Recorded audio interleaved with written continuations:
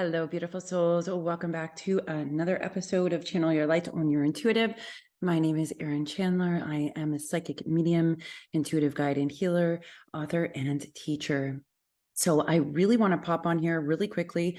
This comes through a lot. Those of you who are talking about you're following your guidance, opening up to your mediumship, connecting with your guides, all of those elusive types of things. So there is a logical map or path to this, and it's understanding the couplings, the undercouplings. When you tie the two couplings together, it's very important to look at it from the aspects of the logical pinpoints of consciousness.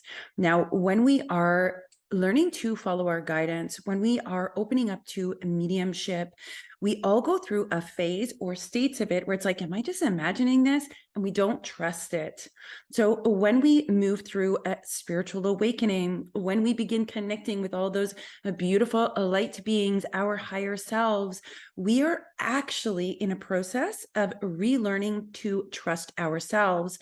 Typically, when we do not trust our guidance and we do not trust our guides or the mediumship or the things that are happening, it's not because we don't trust the divine. It's because we don't trust ourselves, because we have been conditioned not to trust ourselves. This is something I have taught for many years, pretty much every mediumship class I have ever done, including on this channel. I feel like I've talked about this a few times, but it's really important. These are tests in trust. When you get guidance, when we have experiences throughout our lifetime that cause us to distrust ourselves, or we're conditioned to, or we have many experiences where it's like, how did I not see that? We stop trusting our own inner compass and guidance.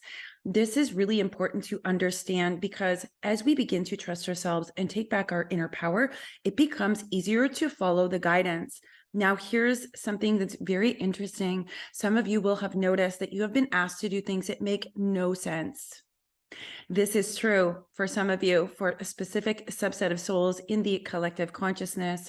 You are being asked to do things that make zero sense. You don't know why you're being told to send it. You don't know where the information is coming from. You don't know what it's related to. Those things, when I'm asked to do that, and I've been asked to do that a lot, my friends, and it can be super uncomfortable and it can be very scary. I ask for 3 indicators. I need more indicators that this is the right path. That's what I do for me, because literally I'm asked to say and do things that are completely left field. And I'm not always comfortable with that as little Erin human being, right? It doesn't feel safe. But if I receive additional guidance, or 3 times discerning, calling in guides and discerning in different ways, that's what gives me my go ahead to take that action that I'm being guided to do, even though it makes no sense to me in the moment. So that is about cultivating trust, trusting in yourself, trusting in your guidance. I can't trust what I'm getting in my guidance if I do not trust myself and my own discernment. Opening to the intuitive realms means opening to you. It means rebuilding your faith in yourself and your trust in yourself. And the divine is co-creating to do that with you. But if we continually ignore, deny the guidance that we are getting, I'm hearing somebody, you go on a detour. You go on a detour to recultivate or rebuild or amplify what that is. That's for somebody here who feels like you're going round and round and round. I'm being told that is what's happening when you trust your guidance. The moment you trust, if you fall, I will catch you. Your higher self will catch you. It will not lead you astray. You're rebuilding faith and trust in that. Now, the second subset of souls, and this might have a flow through between the two. You might be experiencing both at the same time. The second piece is when we are divinely guided to do something and we don't, and we're continually nudged and pushed towards this guidance. It's not because we don't trust the guidance. It's actually because we have fear. What if I do it wrong? What if I fail? What if I look like an idiot? What if it's incorrect? How am I going to say that? how am I going to do that? Is that really the right path? Am I really able to do that? There's like all these different stories, narratives that go along with it. So for some of you, you're getting direct divine guidance and you're being asked to follow it. And the reason you are struggling with it is you have resistance, not because you don't trust the guidance. It's actually because you're afraid. So this and that, you might be experiencing both. I'm hearing both. And Ava says it's feeling the resistance of both.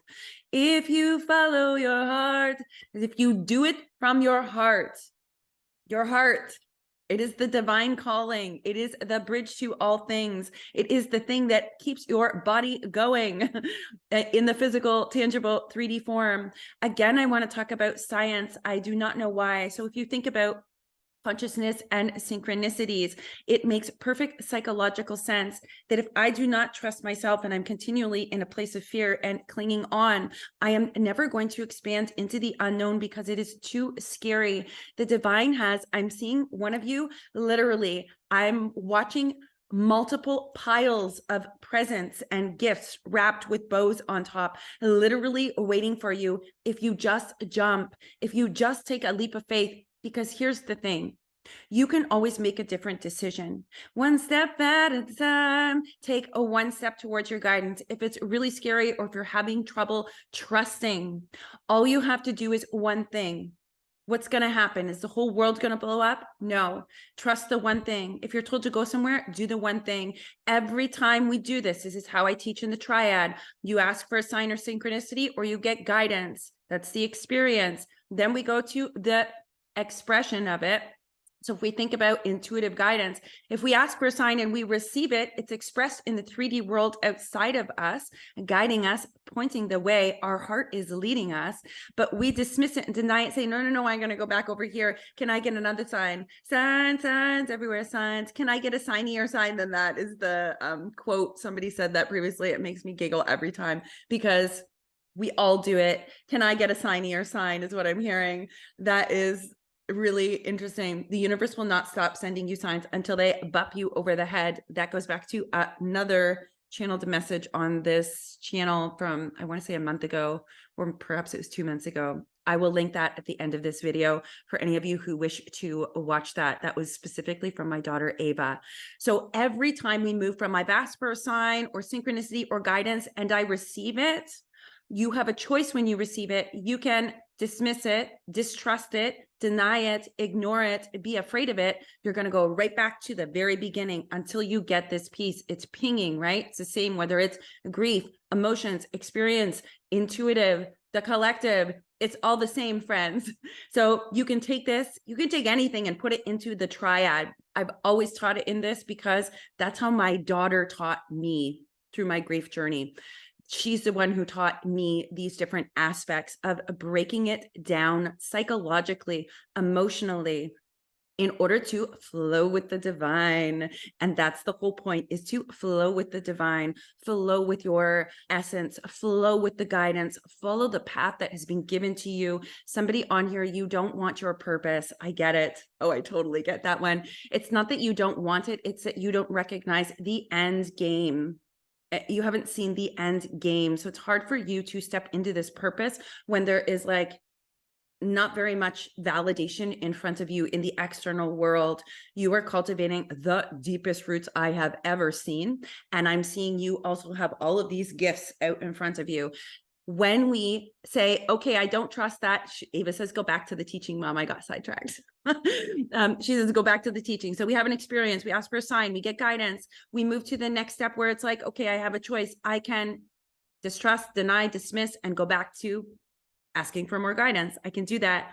Or 50-50. Or I can say, I don't know how to trust that. I don't know how it relates. I don't know what that means, but I'm going to accept that guidance and I'm going to take one step towards it. Ding, ding, ding, ding, ding, giant bullseye. You move up to the top of the Trinity and the divine says, whew, we got some momentum. Let's keep the ball rolling. Let's give you more signs. Let's open up more on integration and knowing and understanding. And then you flow through back to the next experience. So instead of going back and forth to this first step, the first and second dimension, You get to go up to the third and continually do it over and over and over. Every time you complete this, Ava says, you also have a moment of transcendence. There are multiple steps, building blocks. You are building foundations when you move on an intuitive journey. So as we do the triad, we then go into the cube, right? The transcendence. We don't get to transcend if we ping back to the original experience or the original sign that we asked for. And it's a work in progress. I'm being told somebody here, it's a work in progress. You have to be okay with it. All the good stuff is in the work in progress. We think it's at the end, like we have to be over here and it has to be all perfect and done. Good Lord, I am so far from perfect. And I always feel like I'm never done. We're always looking to be done. Stop looking to be done. It is unending. We are infinite. Like each step you took was a done. Look at it that way. I took one step and it's done. I sent an email and it's done. I acknowledged this sign and accepted it and said, okay, give me more. I'm going to follow that. That's a done. Every step you take is done. Look at it that way instead of the final outcome that you're looking for, is what I'm being told the guidance is. That's very important for somebody on here. So take what resonates and leave what doesn't. Continually discern your guidance, but don't dismiss it because it's an unknown or because you're afraid. Make sure that you A, discern it, and B, acknowledge it, accept it, say, thank you. I'm going to take one step in that direction. I'm going to follow that one piece of guidance. And you immediately open the door. Every time you say, even if you don't understand it and you don't trust it, is it all in your head? You're darn right. It's all in your head, my friends. All of it's all in your head because we are a collective consciousness. Our thought forms create worlds. So the next time somebody says, oh, I'm just imagining it, how do you think we exist? How do you think everything that is in front of you exists? The table that I am sitting at right here, right now, somebody divined this, imagined it, received it, and then brought it into 3D form. That's how this table got here. That's how every table got here, friends. Think about it. Is it all in your head? Yes. The moment you say it's okay that it's all in my head, it's like the door just swung open even more for you. Just keep going. Follow the momentum. Don't be afraid if you're like, that didn't show up. I don't know why. Or, I don't understand it, but okay, I'm going to roll with it. Don't be afraid of that. Your miracles are in the unknown. So I have to jump on a reading right now, but I was told very clearly I needed to record a message for a number of souls on this channel to understand it, because some of your guidance is like way out there. I promise you, I know exactly what that feels like. There are so many things in the universal consciousness and in the collective consciousness and all the different spheres of consciousness. It is wild. And I feel like we haven't even touched on barely any of it. That's how immense, infinite it truly is. So that's our class today on mediumship and following your intuitive guidance, I'm being told. I'm wishing you all much love, light, transcendence, peace, epiphanies, momentum along your path. And until next time, my friends.